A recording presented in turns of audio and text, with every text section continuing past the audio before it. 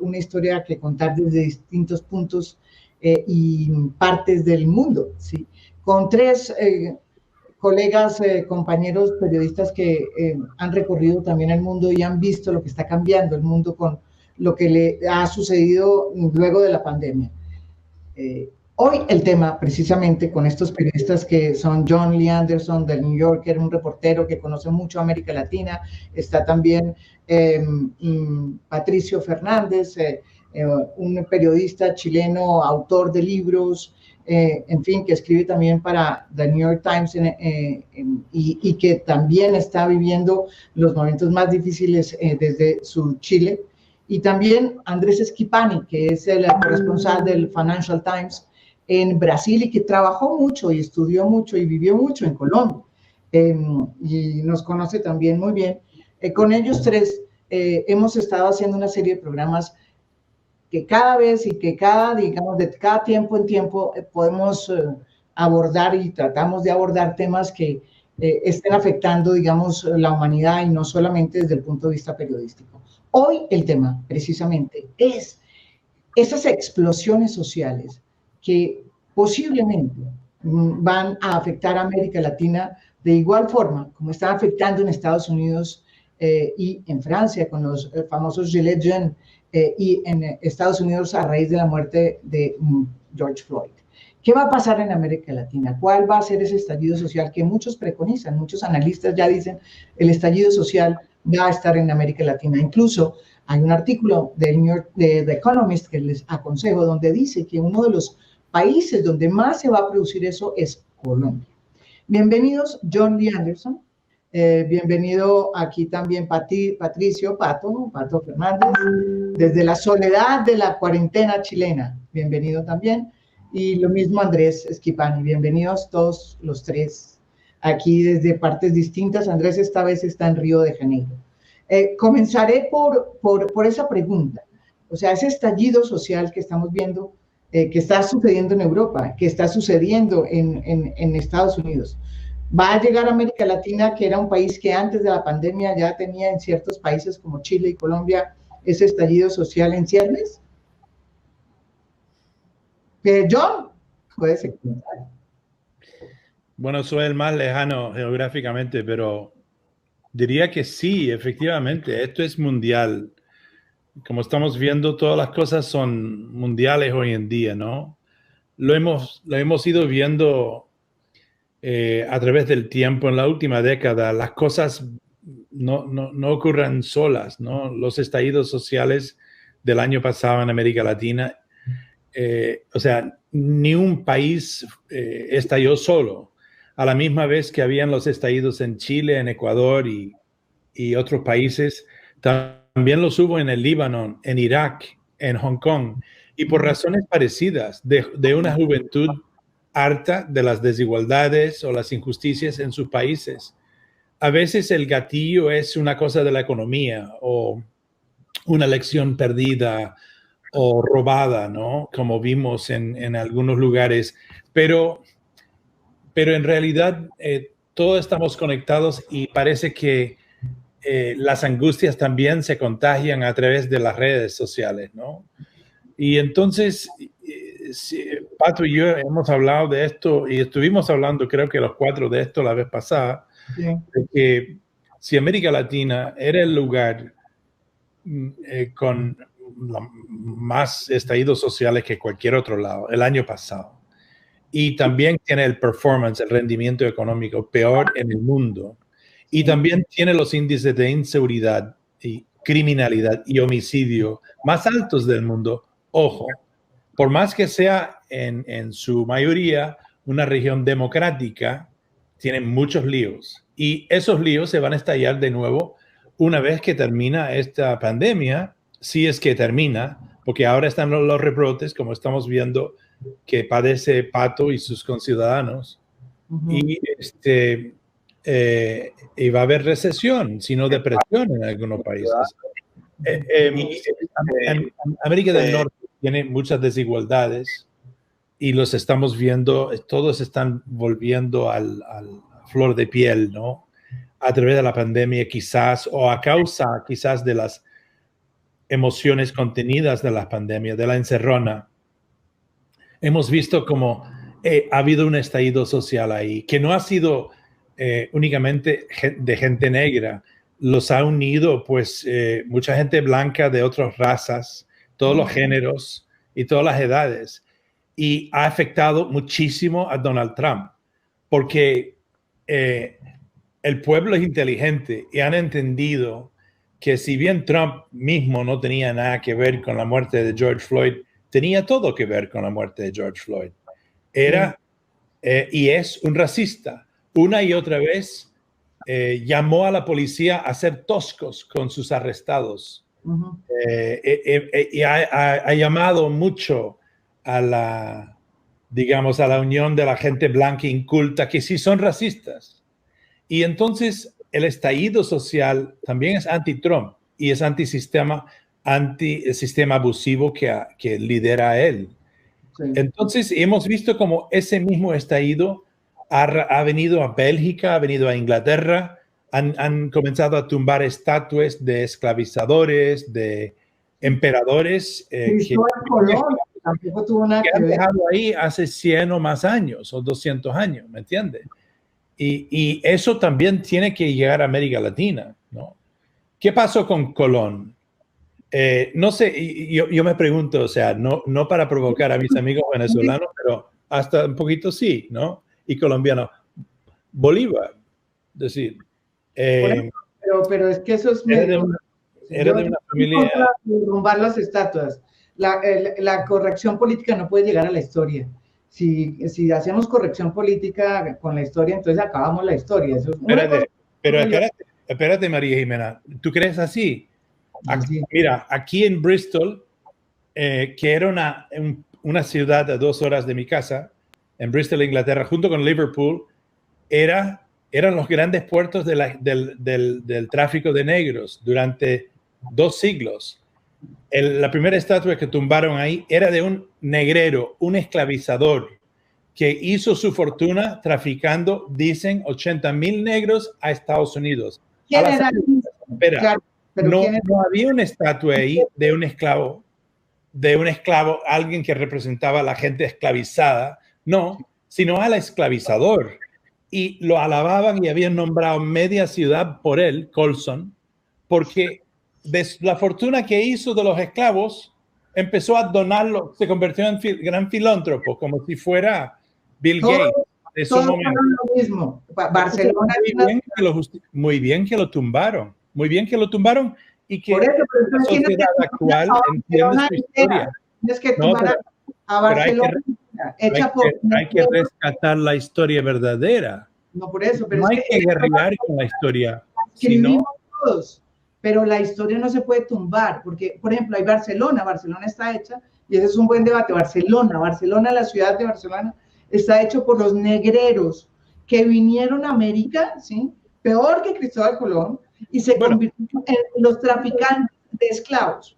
Y Barcelona trajo todos sus grandes señores, incluido el señor Gaudí, pagado por esos mismos dineros, ¿sí? Se inventaron una nueva ciudad que es muy bonita. Entonces, con esa misma argumento, había que acabar con toda Barcelona. Había que acabar con media Cuba, La Habana. Espérate. Hoy no, pero es que extremista, no. María, no seas extremista. Yo no estoy diciendo que acaban con la ciudad, sino que tumban las estatuas o que hablan de él. Por ejemplo, Colson lo tumbaron al mismo del muelle donde antes zarpaban sus barcos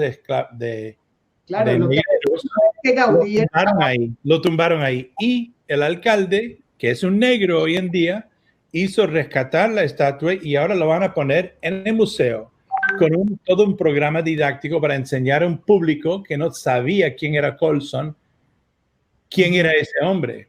Entonces, sirve una función histórica y para la historia y ante la historia. Esto es un buen momento para revalorar quiénes son los próceres simbólicos de nuestras sociedades, yo creo. Claro, es que eso es algo que yo creo que va a empezar a pasar acá. Había pasado un poco antes de las Olimpiadas en Río de Janeiro. A ver, De vuelta, Río fue una ciudad construida por esclavos negros. Ningún país en el mundo traficó tantos esclavos como los portugueses hicieron con Brasil. O sea, para darles una idea más o menos, o sea, los números todavía varían, depende del investigador, pero se estima que el promedio sería, los portugueses trajeron a Brasil 4 millones de esclavos contra unos más o menos 400.000 que llegaron a Estados Unidos. Eso da que hoy la población negra, la población que se identifica como negra en Brasil, es más del 50%. O sea, estamos diciendo que Brasil es el país africano más grande después de Nigeria, que tiene 200 millones de personas.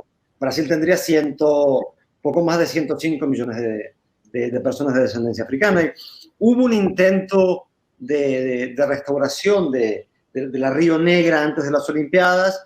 La UNESCO nombró uno de los muelles que había estado enterrado bajo tierra, donde habían llegado la mayoría de los esclavos. Pero bueno, eso un poco después se paró con el discurso, y sobre todo con el discurso de Bolsonaro, que fue racista durante la campaña. No tenemos ningún miembro del gobierno federal que sea negro, en un país, como ya dijimos, de una amplia mayoría negra. Y todo esto ha pegado mucho la muerte de George Floyd. Como no pegaron las protestas del año pasado en Brasil, porque básicamente las protestas antisistema, por así llamarlas, en Chile, en Ecuador, en Colombia, habían sido la elección antisistema que dio el poder a Bolsonaro.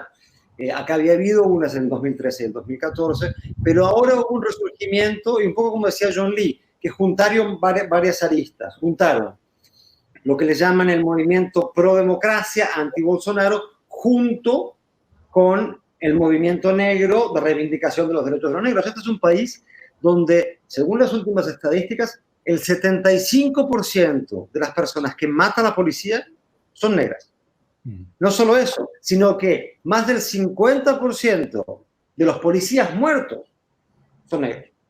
Entonces, hay un tema muy fuerte, hay un tema muy anclado. Había movimientos negros muy esparcidos, se están empezando a juntar más otra vez. Y ha habido protestas la semana después de George Floyd, hubo un par en San Pablo, aquí en Río. También ahora bajaron un poco, pero las hubo, y se ve que hay un movimiento de reivindicación y un movimiento de orgullo por las causas. Claro, lo mismo en el Congreso. Los diputados negros son una minoría en un congreso de más de 500 personas. Los negros ganan más de un 40% menos que un blanco. Casi no hay negros en posiciones ejecutivas. O sea, Brasil es un país, por así decirlo, racista sin querer admitir que lo es. No, es lo mismo que Colombia, es igual que Colombia. Eso pasa en todos Nosotros también tenemos muchos negros y somos igual que Brasil. No lo aceptamos, pero no hay negros en ninguna parte. Solamente en el Chocó, y no, solamente toda la parte del Pacífico sí son negros, todos los que manejan, no más. Ahora, es interesante una cosa. Acá durante mucho tiempo se vendió la idea de que era una democracia racial porque hubo mucha miscigenación, está todo bien, pero la gran diferencia es, en Estados Unidos había leyes de segregación, en Sudáfrica había una apartheid, había algo formal contra que luchar, acá nunca lo hubo. Y yo creo que eso es una constante en América Latina. No es una constante en América Latina, sino en países donde hay una gran mayoría negra, como Colombia, como Brasil, como otros países, o sea, donde hay nosotros tenemos una extensa mayoría, extensa cantidad, hay partes de Colombia que son todas negras, todo el Pacífico es negro, pero no existe una representación política adecuada, no existe ninguna ley no hay nada que tenga que ver con los derechos, para preservar. Realmente somos un país muy racista sin decirlo, ¿sí? Sin tener que decirlo, pero aparentemente es una sociedad que se acostumbró a que esas cosas como que no se dicen, ¿sí? Como que no se plantean. Y es un caso distinto a Chile, donde no hay negros. En Colombia pueden bailar palenque, pero no vaya a ser que exigen sus derechos políticos, ¿no? No, exacto, no hay. Los negros, pero es muy parecido al caso brasilero, ¿sí? No existe esa conciencia que somos país racista, pero en el fondo lo somos, eso es evidente. Pato. Pero ese tema parece que se repite en demasiadas partes, porque se habla lo mismo en Cuba, se habla lo mismo en muy distintos lugares. En Chile, por ejemplo, yo nunca en mi infancia vi en Chile a un negro, digamos. Empezaron a llegar hace muy poco tiempo atrás.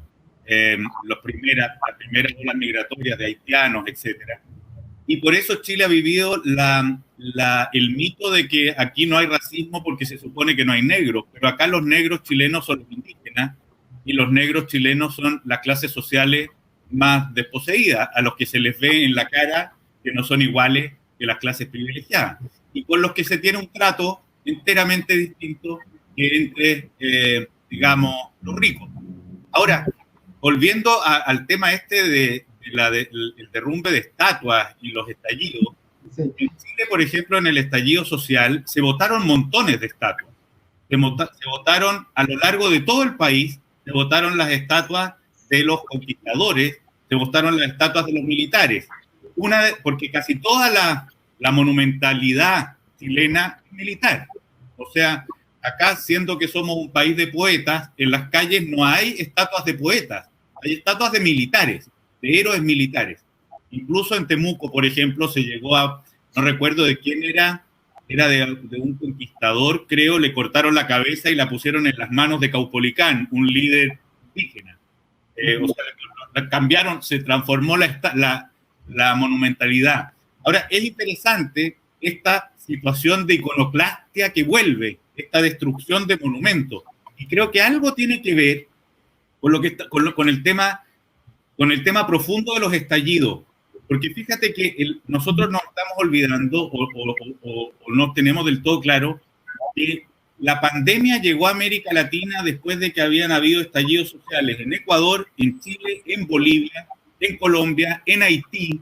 Claro, antes había. El desajuste es anterior, exacto. Esto para decir, bueno, porque fue el 2019, la economía en América Latina cayó muchísimo. Sí. América Latina es el continente más desigual del mundo, para seguir agregando, digamos, medallas que decía John Lee de los grandes logros de América Latina, que se llaman pobreza, que se llaman desigualdad, etcétera. Pero lo interesante es que los estallidos fueron en un país como Chile, cuna del neoliberalismo, pero también estaban en Venezuela y en Nicaragua y en Bolivia en contra de Evo Morales, que eran todo lo contrario. ¿Y por qué digo esto? Porque lo vuelvo a vincular con el derrumbe de estatuas. Quizás tenga que ver con que estamos en medio de un cambio cultural, además, muy grande. O sea, hay algunas cosas que se daban por naturales que hoy día están siendo muy arrasadas en los más distintos niveles y en cada país con una situación particular. O sea, esto quiere decir que los estallidos se contagian, además, en distintas situaciones con distintos detonantes, pero que tienen algo habría que buscarle, y efectivamente se contagian. Y lo que nosotros estamos viendo es, si estábamos en un continente lleno de estallidos sociales antes de la pandemia, y sabemos que de la pandemia vamos a salir con una pobreza infinitamente mayor, se habla ya de muchos millones de gente que va a volver a caer en el hambre, todavía hay un tema que no ha explotado en América Latina y ya va a estallar bien: la corrupción con las platas, con los dineros destinados a luchar contra el coronavirus. Ya estalló. En Colombia ya estalló. Bueno, el estallido social en Haití fue en contra de la corrupción. Y por lo tanto, vamos a empezar a ver también la posibilidad de otros estallidos, también producto de la corrupción. Mira, en Ecuador ahora estaban robándose la plata, estafando por la compra de las bolsas en las que meten a los cadáveres, donde funcionarios del gobierno y otra pandilla de delincuentes arreglaron el asunto para cobrar en torno a 15 veces más del precio de una bolsa de cadáver. Por lo tanto, la posibilidad de que a la pobreza, a la muerte, a todos los dolores propios de la pandemia se sume una insatisfacción y una rabia que ya estaba, y que no nos olvidemos que ya estaba, para que no nos demos por sorprendidos, es muy alta. Y la posibilidad de que la reacción, y eso lo hablábamos la otra vez con John, que la reacción a esos estallidos sea autoritaria, es muy alta, porque están a flor de piel en muchos de estos regímenes que estaba mencionando las fuerzas militares.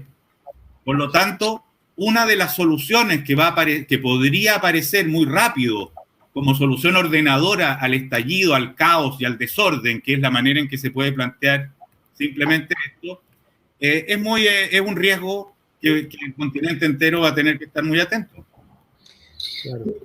Una de las cosas que se ha planteado mucho es, bueno, ahí estamos, digamos, todos los científicos que han tocado y los filósofos, en fin, que hablan de los cambios culturales que se están viviendo en esta pandemia, tienen la misma, digamos, percepción, y es que la pandemia lo que ha hecho es acelerar los cambios que ya venían y sobre todo digamos, las partes débiles del sistema de cada país y de cada historia con la que uno carga, digamos. Eso es como no es que cambie sustancialmente, sino que se aceleran esos cambios con esas falencias que tienen ya esos sistemas. Y uno de los comunes denominadores es precisamente que esos cambios se están acelerando también por el uso de las redes, o sea, por el tema de las redes. ¿Cómo creen ustedes que ha pasado? Por ejemplo, aquí está pasando una cosa impresionante, que es que, por ejemplo, la manera como en Medellín se logró controlar todo el tema, que ha sido un éxito, entre otras, el tema del trasiego del virus, ha sido a través de una app, como hizo también Corea del Norte, ¿sí? Corea del Sur, que hizo a través de la app, a través del celular, se pudo establecer todo lo que podía pasar para digamos, controlar al ciudadano de tal forma que se sabía todo, hasta el número de temperatura que tenía por las mañanas, por la tarde y al mediodía. Eso traducido en términos de derechos humanos aquí ha sido una discusión muy fuerte, quiero decirles. Y no solamente porque Harari lo planteó una vez, es que lo estamos viendo en la utilización de los datos de las personas, sobre todo por parte de alcaldes o gobernadores que quieren tener una carrera política muy pronto. Cualquiera que tenga semejante cantidad de datos puede llegar a hacer lo que quiera, ¿sí? Esa es una pregunta que les dejo a ustedes. Ese tema, ¿cómo lo ven? Bueno, mira, arranco. Mira, yo creo que es un arma de doble filo contundente. O sea, yo creo que está bien que lo miramos con reojo. Mira, o sea, si todos sabemos que el virus empezó en la China, ¿no? Y sabemos que los mejores en controlarlo hasta ahora han sido justamente los asiáticos. Bien los chinos, aunque hay rebrote, bien los surcoreanos, y hasta hace poco los japoneses, pero sobre todo los coreanos y los chinos. Y sabemos por qué. Porque tienen una idiosincrasia bien política, bien herencial, cultural, de control casi absoluto sobre sus poblaciones. Surcorea tiene una leve tradición democrática que dista desde la guerra de Corea, pero ha tenido sus dictaduras desde entonces también. Lo que hay ahí es una especie de absolutismo cultural que no dista mucho del absolutismo del norte. En el caso de China, ni hablar. Cuando quieren rastrear a las personas a quien alguien ha tocado que tiene el virus, van a por ellos. O sea, tienes que entregarlo todo. Estaba escuchando la radio británica esta mañana justamente hablando del fracaso del fallido esfuerzo de rastreo y chequeo inglés. Y es que hay una intolerancia cultural muy fuerte. Acá un recelo y una protección de la privacidad que los gobiernos difícilmente pueden sobreponer, ¿me entiendes? O sea, sí se puede en un sistema autoritario, pero en un sistema de Occidente más difícil, aunque hay una paradoja ahí. Desde ya la mayoría de la población ha entregado todos sus datos a Facebook, a Twitter, a Snapchat y a lo que sea, sobre todo los jóvenes.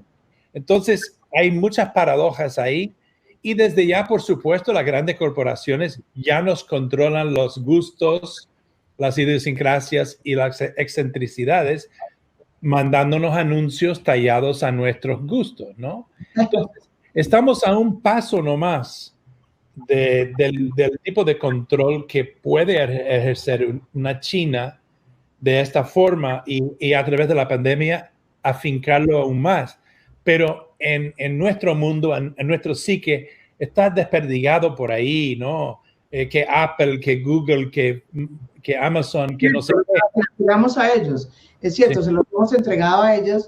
Sí. con eso han hecho cantidades de cosas horribles. En Inglaterra pues subió el Brexit, fue posible el Brexit, y en Estados Unidos fue posible el triunfo de Donald Trump, con solamente entregarle los datos a Facebook.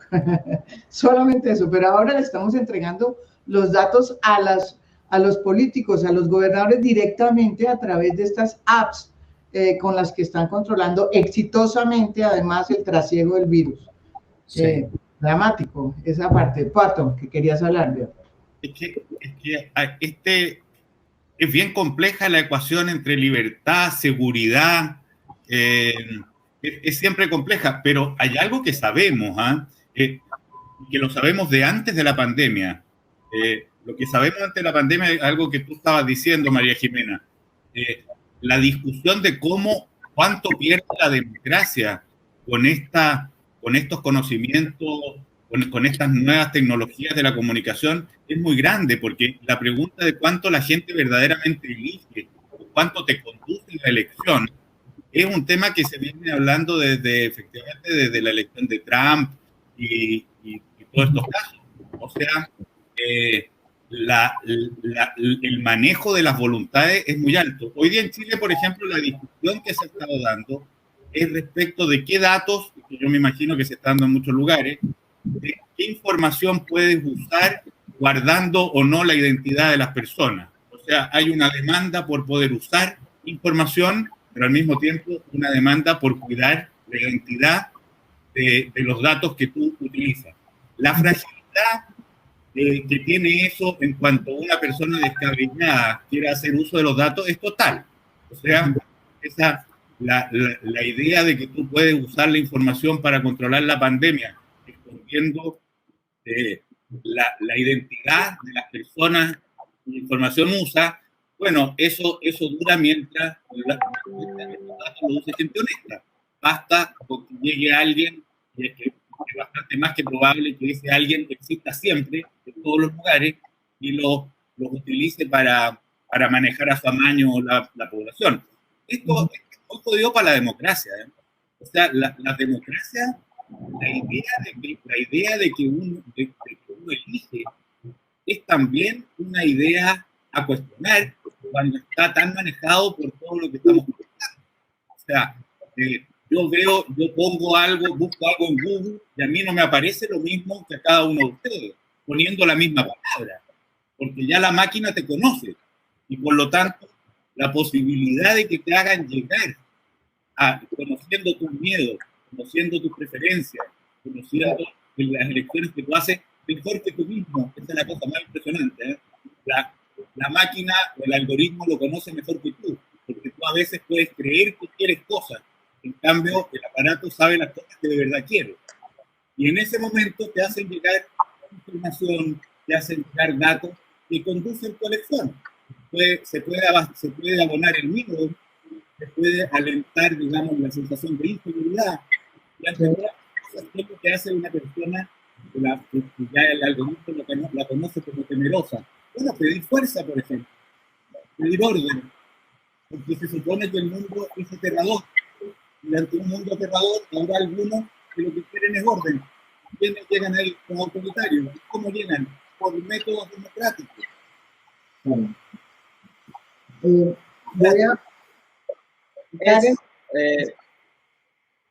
Andrés. Aquí es un debate muy fuerte justamente hoy. Hay uno de los varios procesos que el presidente Jair Bolsonaro tiene en movimiento, es sobre una parte de su campaña que supuestamente fue propulsada por desinformación, por las llamadas fake news. Está en proceso ahora. Se dice que, bueno, que había empresarios privados que habían financiado redes de fake news para mandar informaciones que eran ciertas sobre los enemigos, sea por WhatsApp, por Twitter, etc. Se está probando ahora, supuestamente hay un hijo de Bolsonaro muy metido en eso, ese es uno de los grandes problemas ahora, pero justamente hoy en el Congreso se va a votar, dentro de una hora se va a empezar a votar, una ley que supuestamente combatiría las fake news, pero pasamos a lo que decían Pato y John Lee. ¿Cuál es el límite? Una de las partes muy preocupantes de esta ley es que autoriza monitorear a usuarios. monitorear al usuario es todo, desde qué vas a poner en un tweet como información, desinformación política, hasta probablemente el color de los calzoncillos que tengas en una foto. Entonces, ¿cuáles son los límites? Esto es un país en el que realmente hay riesgo, ojo, y no es menor, porque si el proceso contra Bolsonaro avanza, hay una posibilidad, aunque muy remota, que se anule la elección del año 2018. Eso quiere decir que a él lo podrían sacar de la oficina, de la presidencia, por culpa de haber supuestamente desperdigado noticias falsas por ahí. No queremos que pase, pero es un asunto muy latente y es un asunto que demuestra. La elección de Brasil del 2018 fue la primera elección mundial realmente en WhatsApp. Una elección que no se definió una carrera electoral normal, se definió por WhatsApp. Modi copió mucho del modelo en la India después, así que fue muy bien, lo hemos visto. Entonces, ahora también es un gran riesgo para cualquier democracia, y es un gran riesgo en este momento donde, volviendo al tema anterior, tenemos estallido social en Hong Kong, en Estados Unidos, en América Latina está latente, puede pasar en cualquier momento, en cuanto un poco la neblina de la epidemia se empieza a levantar y empiece a asomar con mucha fuerza la recesión que se viene, que va a ser muy dura, el aumento de la pobreza, el aumento lógico de desigualdad, perdón. Yo estoy en Río, en un apartamento a una cuadra y media de la playa en Río está casi como si fuese verano, claro, es toda gente de los barrios más nobles, como acá, Ipanema, Copacabana, Leblon, la gente de las favelas está trabajando. Entonces, y esa gente está sin máscara en la playa, perdón. Entonces, hay también un desrespeto y eso puede crear una tensión social de, como hablábamos una de las últimas veces, la epidemia llegó a América Latina a través de los más ricos que venían de Milán, de París, etcétera, y ahora está golpeando muy fuerte a las comunidades más pobres.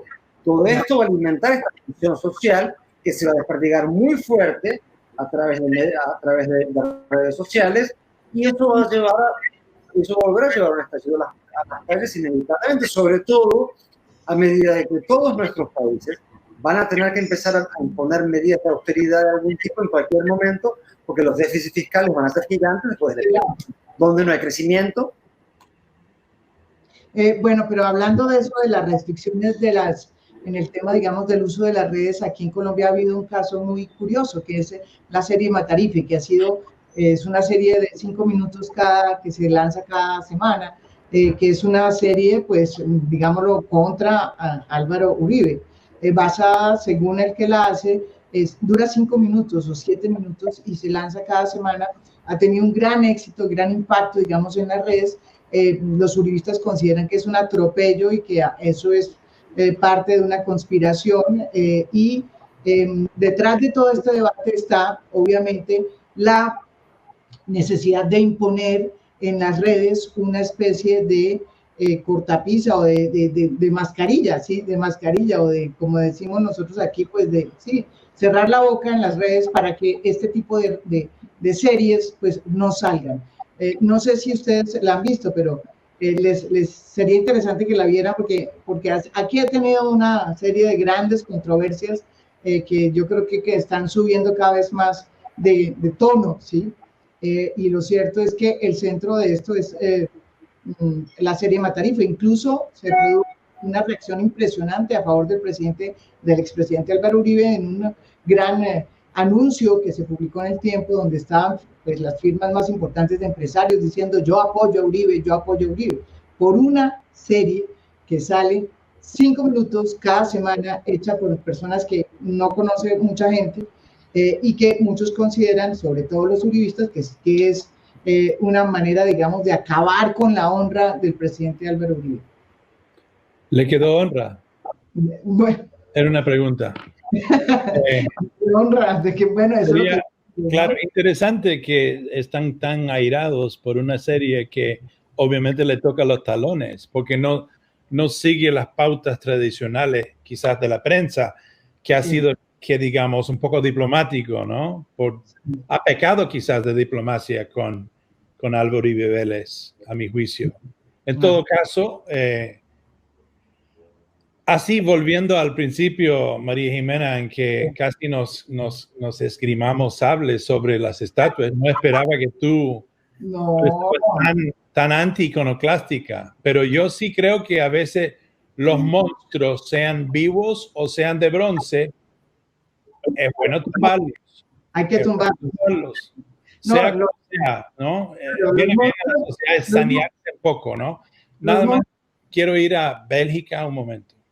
Claro. Hace 100 años, el rey de Bélgica creó una sociedad llamado, no sé, para el bien de la humanidad, algo así, ¿no? La sociedad pro negro, algo así. Y se inventó que estaba yendo, a lo mejor Andrés sabe el nombre exacto. ¿Sabe cuál era? Creó una sociedad real y intervino en África en un momento en que los demás países... Sí, no me acuerdo. Sí, era un nombre larguísimo. Claro, que era para tutorear el Congo. Los derechos humanos, no claro, para el bien de los pobres negros. Mientras que los demás países europeos estaban en su famosa estampida en África, agarrando colonias. Sucede que él utilizó esta sociedad, supuestamente para los derechos humanos, para agarrarse el Congo entero. Y no solamente lo hizo colonia, sino lo hizo su propiedad privada. El Congo de Bélgica era la propiedad privada del rey Leopoldo. Hasta hoy en día se estima que entre 5 a 10, no, creo que son 10 millones de congoleses murieron a causa de ese conquista por parte de Leopoldo. ¿Qué implicó? Y ustedes en Colombia recordarán la Casa Arana, lo que pasó en el boom del gaucho, pues a la misma vez hubo un boom en el Congo. Y cuando no les traía el caucho suficiente a los belgas, les cortaban las manos. Hay un montón de fotos de eso, de los pobres congoleses ahí con las manos o los pies de sus hijos, inclusive, que los habían cortado porque no les traía el caucho. Eso fue en la época de la fotografía, más o menos coincidiendo con el auge del motocar, de la electricidad, de, no sé, ¿cómo se llama? La construcción de la casa de óperas en Manaus, en fin, hasta los años 20 más o menos. Nunca en Bélgica han puesto el ojo sobre lo que hicieron ahí. Hay una especie de dejadez, una negligencia nacional, una amnesia nacional en torno a lo que hizo Leopoldo. Hasta la semana pasada, Bélgica estaba repleto y poblado de las estatuas del gran Leopoldo. ¿Acaso hay un museo del Congo en Bélgica? No, no. Entonces, de que empezaron con pintas en el estatua de Leopoldo, y yo mismo dije, ¿hasta cuándo? Que tumban una de esas estatuas. Y finalmente lo han hecho. No es que uno es anti-arquitectura, como tú alegaste, María Jimena, sino es para cachetar a la sociedad a que... No, yo estoy de acuerdo con eso, lo que digo yo... Espera, déjame terminar, por favor. De que recapacitan, que toman cuenta y que hacen un juicio verdadero sobre su propia historia. ¿Acaso iríamos a Berlín si no habrían reconocido el holocausto los alemanes hoy en día? Yo no. A mí me parece que hace falta en Brasil un reconocimiento nacional sobre la esclavitud que trajo 4 millones de africanos a sus costas y que hoy en día son la población más desdichada de ese país. Estados Unidos ya lo está haciendo delante de los ojos del mundo.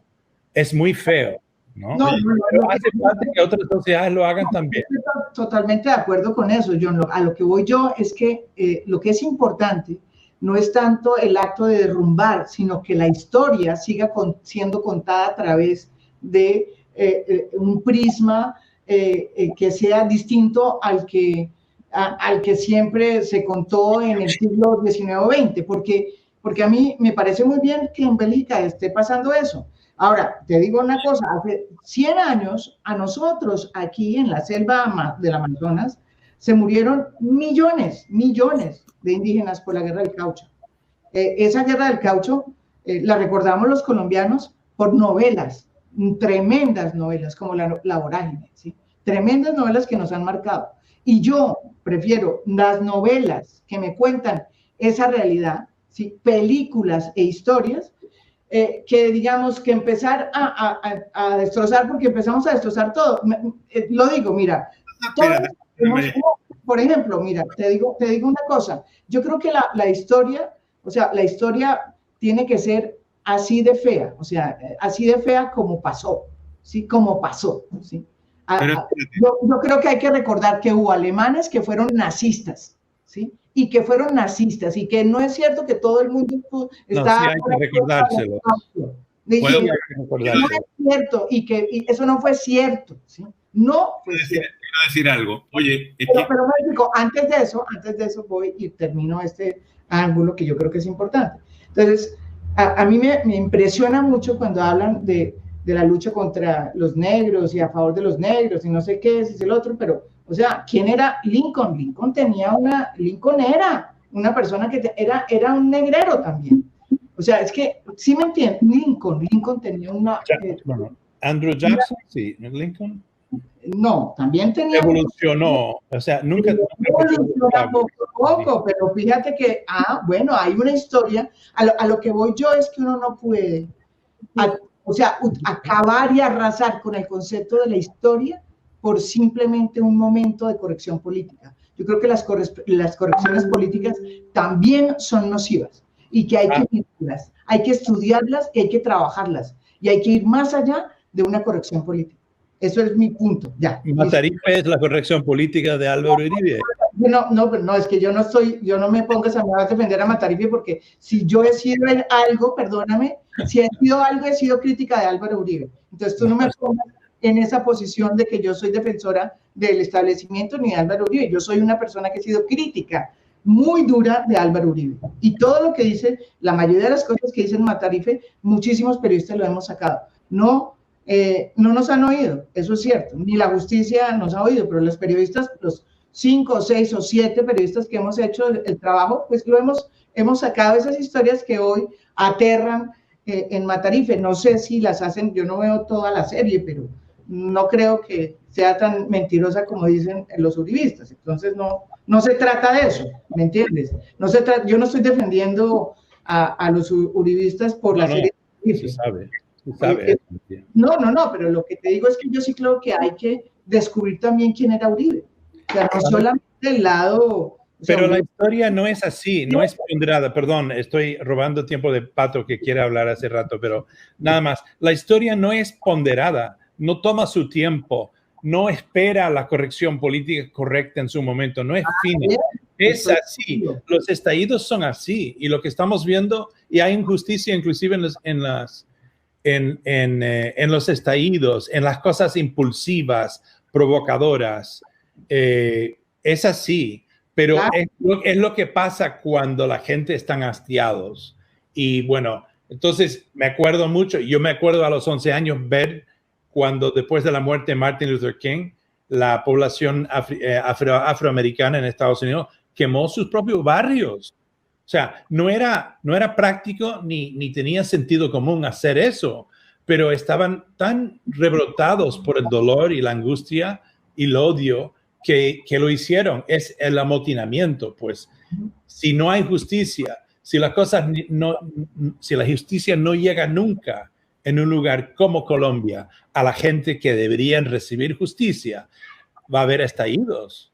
No, digamos, eso... Pero ves, ahí sí yo estoy, mira, a mí me mataron una hermana, a mí me han matado a mucha gente, pero nunca he cogido la violencia y por eso yo tengo una visión distinta. O sea, a mí no me gustan los linchamientos, ¿sí me entiendes? Ni para un lado ni para otro. Punto, porque yo sé lo que cuesta ese tipo de linchamientos porque yo lo he vivido. O sea, pero sí quisiera que detrás de todo esto la justicia imperara. La justicia se remozara y dijera, oye, ¿sabe qué? Nosotros íbamos a hacer las cosas bien. La gran pregunta que les hago a ustedes, de todo esto que estamos hablando, ¿se van a fortalecer los sistemas de justicia? Porque el problema grave, digamos, por ejemplo, en Colombia, no es tanto la corrupción, es que no hay justicia que la controle. No es tanto el narcotráfico, es que no hay justicia que lo controle. ¿Sí? Sí.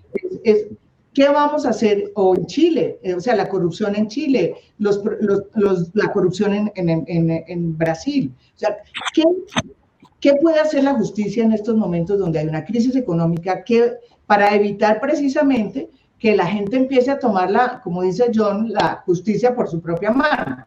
Que es lo que pasó en Colombia, ¿no? En Colombia pasó exactamente eso. Por eso nacen, por un lado, la guerrilla y otro lado los paramilitares. La justicia por su propia mano. O sea, ¿cómo evitamos que volvamos a eso?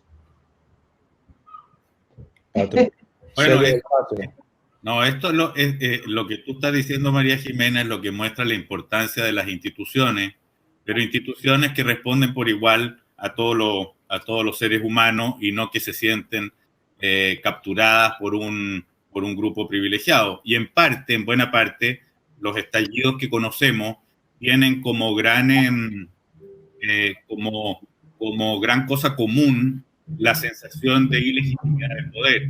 O sea, de que esos que administran las instituciones no me representan a mí, sino que representan a un grupo chico o a otros. Y cómo volver a conquistar esa legitimidad del poder que represente a las nuevas generaciones, las nuevas tendencias, los marginados, los que se han sentido aparte de las decisiones durante todas sus vidas, es el gran reto de las democracias por venir. Uno puede tener temores bastante fundados de que se vaya a conseguir, pero ese es el reto. Ahora, solo para decir un comentario respecto de la discusión de la iconoclastia y las estatuas, etcétera. Yo creo que efectivamente hay ejemplos en los que dan ganas de botar las estatuas. O sea, hay algunas estatuas inmerecidas. Pero otra cosa es la fuerza totalitaria que reina en la iconoclastia en general y que pasa de largo. O sea, así como pueden dar ganas de dejar de rendirle honores a un tipo que en algún minuto fue un dictador. En Chile, felizmente, no hay estatuas de Pinochet, pero las quisieron haber y hubo calles. Hubo calles que se llamaban 11 de septiembre. Claro. ¿Corresponde hacerle homenaje a un dictador? No hay por qué rendirle homenaje a un dictador. ¿Corresponde borrar la historia y hacerla comenzar de cero? Tampoco, es completamente absurdo. O sea, junto con la estatua del esclavista, se votó también, empezaron a querer votar la del pobre Churchill. ¿Qué podremos? A uno le gustará más y a otros menos, digamos, pero votaron todas sin ninguna. En este momento, la acción iconoclasta se vuelve totalitaria porque se vuelve algo así como el mundo comienza conmigo. Claro. Ahora hicieron, y lo políticamente correcto encuentra otros ejemplos también bien ridículos.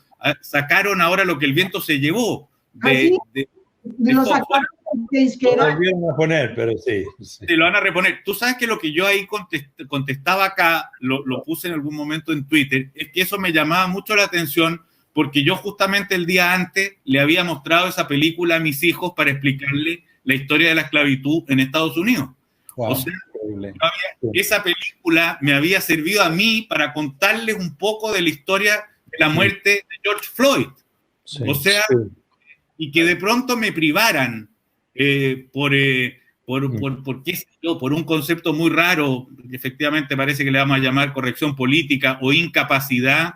O o como se llame. No, esta es una tontera que floreció mucho en las universidades norteamericanas y hoy día ya se expandió por el mundo, que es que tú no puedes herir la sensibilidad del que piensa distinto. O sea, la sensibilidad de uno no puede ser tocada, cuestionada por nada porque debe ser protegida. Eso es una rareza.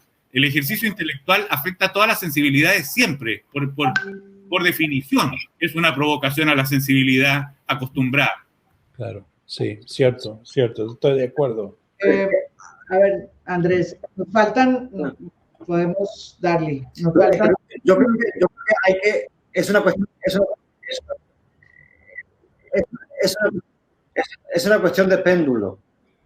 Esperemos, que el péndulo pasa muy fuerte de un lado para el otro hasta que se estabiliza. Hace nada, a principio de año estaba con un amigo que tiene un niño pequeño y me muestra que los dibujitos animados de Tom y Jerry, los que yo veía de chico, que son de los años 60, que me llegaban a mí en los años 80, me acuerdo, siempre se veían solamente los pies, pero siempre había en la casa donde estaban Tom y Jerry persiguiendo a uno, había una señora negra que era la que limpiaba y les gritaba, y se notaba el acento y se veía en los pies que la señora negra.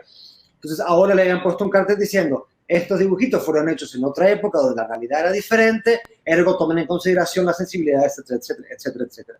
Yo me quedé como pensando, claro, lo asumimos como tan natural en su momento, aunque no deba serlo. Entonces, ¿hasta dónde es pasar el péndulo cargándonos las estatuas hasta decir, bueno, las estatuas van al museo, si quieren saber más sobre Colson, vayan ahí y véanlo ahí, pero no dejemos de lado el debate por una cuestión pura y exclusivamente de que la sensibilidad puede ofender o no. Entendemos nosotros cuatro que venimos de una parte muy privilegiada, que eso a veces es muy fácil de decir. Puede decir, bueno, también hay que volverlos a poner sobre la mesa y decir, vale, va a llegar un momento en el que cuando los humos se hayan calmado un poco, hay que volver a ponerlos en los párrafos y decir, bueno, tráigame los otros párrafos de la historia también que no están, pongámoslos más arriba y expliquemos la historia. Para básicamente no desmerecer la efusividad intelectual que nos llevaría a todos a ser curiosos. ¿Qué pasó en la época de Leopoldo en el famoso o en el mal llamado Congo Free State? Se le cortaban las piernas de los hijos de los esclavizados para que vayan a recoger más caucho. Vale. Venga, entonces, ¿qué pasó? Y a partir de ahí empecemos a crear una historia que tenga muchos puntos de vista. Eso, no, y sobre todo... Crear una historia que tenga los puntos de vista para poder el día de mañana poder tener políticas públicas, para poder tener políticas públicas tangibles en todo el mundo que tengan esa sensibilidad hacia todos, mayorías y minorías, depende de cada país, lo que sea, pero aparte también para que eso tenga representación política, representación en el mundo empresarial, representación en la literatura, en el arte que es básicamente a lo que idealmente muchos de estos movimientos y muchos de nosotros deberíamos aspirar a una sociedad que realmente muestre los pluralismos que nos haga a todos más ricos.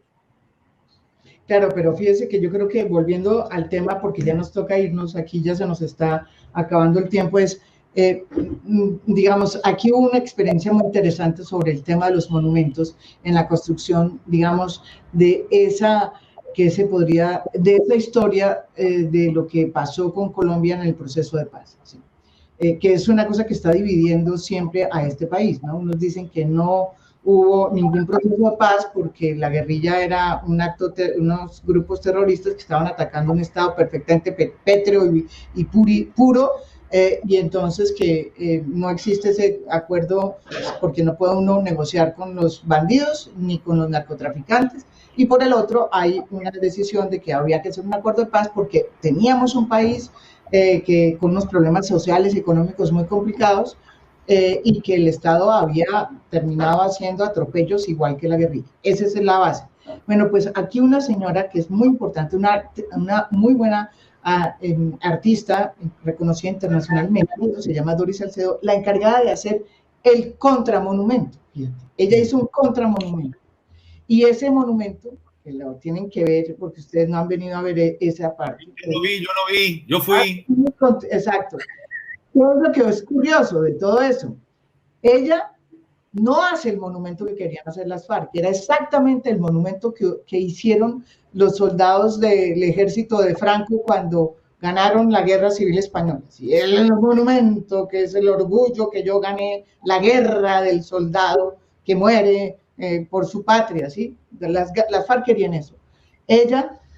y también el ejército no quería un monumento así, ni siquiera quería que hubiese un monumento de nada con las FARC, de nada. Pues ella hizo un contramonumento. Decidió que las armas que habían entregado a las FARC las fundía y las puso sobre el piso y las volvió piso y las convirtió en piso para que la gente las pisara, ¿sí? Entonces, por un lado, la gente las pisaba, pero también era el comienzo de un cimiento de un edificio que surgió y que era la construcción de un nuevo país, ¿sí? Ese monumento se llama el contramonumento, ¿sí? Es lo único que nosotros tenemos del acuerdo de paz, que yo creo que refleja muy bien a nivel artístico y a nivel cultural lo que nos pasó. Y es una experiencia interesante porque hubiera sido un error hacer una estatua de Tiropijo o de Timochenko y por el otro la estatua del general, o sea, la hubieran arrasado exactamente esas, pero en cambio sí se puede hacer algo que yo creo que fue producto de una intensa cavilación intelectual, digamos, de un artista. Y funcionó, y se volvió un ícono en Bogotá. Los invito a eso. Pero fíjate que estoy de acuerdo, John. Es que hay formas. Yo creo que a mí me asusta profundamente el linchamiento, te lo juro. El linchamiento de todos los lados me asusta profundamente. Y me parece que esa no es la solución, menos en sociedades tan desafortunadas como las de nosotros, que tienen unas desigualdades tan profundas y una falta de justicia tan violenta. Pero bueno, esa es una declaración, no sé ustedes qué opinan. ¿Hay buenas fórmulas de recoger una historia a través de los monumentos o no? No, por supuesto, claro. Mira, lo que estás diciendo es subrayando el hecho de que los simbolismos culturales son sumamente importantes. Si no, no habríamos gastado una hora hablando de ellos. A veces, sin planificar, ocurren cosas como esta, como estaba diciendo Andrés, ¿no? De que los sentimientos exacerbados pues se alteran, la gente tumba las cosas y como dijo Pato, sí, excedían y han tumbado inclusive, no sé si de Gandhi, pero han tumbado estatuas de hasta gente buena, ¿me entiendes? En todos lados. Eso son excesos del momento y claro que uno no lo... El mob, la turba, el linchamiento no es bonito, no es bonito. Pero vino un linchamiento previo. La presidencia de Trump, volviendo a lo de George Floyd, ha sido un linchamiento todos los días. Ha sido un linchamiento de la dignidad humana, ha sido una ofensa a todos los ciudadanos y a mucha gente en el mundo. Entonces, este estallido es una erupción de muchas cosas y mucho de eso es feo. Entonces, pero la culpa lo tiene él y lo tienen los racistas y lo tienen los de la supremacía blanca. Eso es lo que hay que corregir. Va a haber un estallido, hay un estallido feo ahorita, pero es contra algo mucho más feo, que es un racismo institucionalizado, que es mucho peor que tumbar unas cuantas estatuas. ¿Entiendes? Sí. Bueno, en todo caso, se nos acabó el tiempo, pero yo creo que fue una muy interesante película, picada por mí, porque si no debíamos estar todos de acuerdo. Hasta te asustaste. No, yo no me he arreglado de nada. No, pero me parece muy interesante. Yo creo que es una reflexión interesante que tenemos que plantearnos muchos de las personas que escribimos y tenemos que lidiar con esta realidad tan compleja para poderla entender. Yo les agradezco esa sinceridad. Desde todos los ángulos, lados posibles, hay que mirar este tema y no contentarse con poquito, sino ir más allá y pelear y descubrir qué es lo que puede uno aprender de este momento, que de pronto, como dice Harari, nadie lo va a recordar en 15 años o en 20, pero que por lo pronto nos está marcando muchísimo. Muchísimas gracias. A ti, María.